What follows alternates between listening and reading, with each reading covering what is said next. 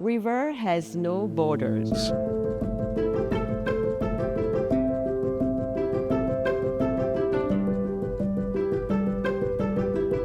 Communities along the Mekong are facing a lot of disruption, but at the end, you have always this resilience of people, of nature overall, and it's a beauty of the Mekong Voices. It was very precious to be able to have artists coming together from different countries with different media.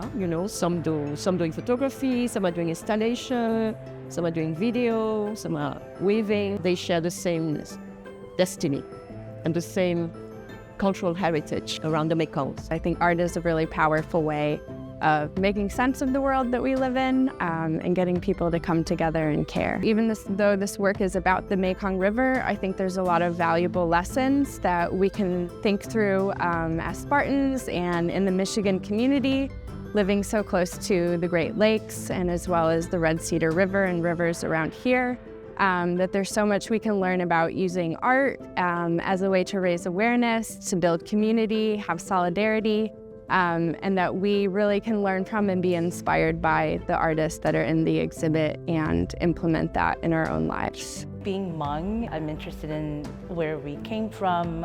I'm interested in the different countries that we reside in and the kind of lives that we lead, right? And so I would say that the majority of my work is rooted in Hmong diaspora. My parents fled Laos in the early 80s. The Mekong River for us was like the video game, it's like one of the final bosses, right? Either you cross the river and you make it, or you try to cross the river and you don't make it. In a lot of ways, that river is embedded in all the work that I make, whether it is both in physical print or it's something that I think about metaphorically. Okay, so I live in Minnesota, and we have the Mississippi River is a river that starts in middle Minnesota and then goes down, and